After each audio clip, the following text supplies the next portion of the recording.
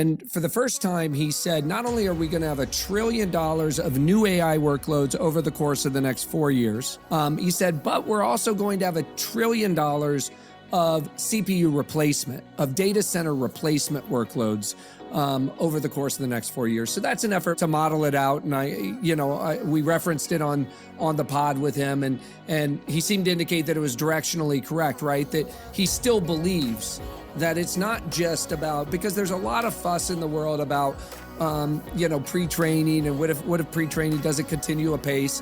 And it seemed to suggest that there was a lot of AI workloads that had nothing to do with pre-training that they're working on, but also that they had all of this data center replacement. Do you buy that? I've heard a lot of people push back on the data center replacement and say there's no way people are going to, rebuild a CPU data center with a bunch of NVIDIA GPUs. It just doesn't make any sense.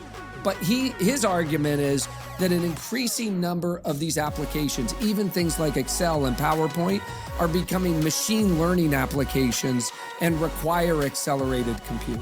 NVIDIA has been pushing non-AI workloads for accelerators for a very long time, right? Professional visualization, right? Pixar uses a ton of GPUs, right, to make every movie. All these Siemens engineering applications, right? All these things do use GPUs, right? I would say they're a drop in the bucket compared to, AI. The other aspect I would say is, and this is sort of a bit contentious with your chart, I think, but IBM mainframes sell more volume and revenue every single cycle, right? So, yes, no one in the Bay uses mainframes or talks about mainframes, but they're still growing, yeah. Right? And so, I would say the same applies to CPUs, right? To classic workloads. Just because, AI is here doesn't mean web serving is going to slow down or databasing is going to slow down. Now, what does happen is that line is like this and the AI line is like this.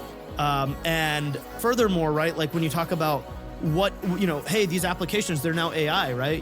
Excel with Copilot or Word with Copilot or whatever, right? They're still going to have all of those classic operations. You don't get rid of what you used to have, right? Southwest doesn't stop booking flights. Right. They just run AI analytics on top of their flights to maybe, do pricing better or whatever, right?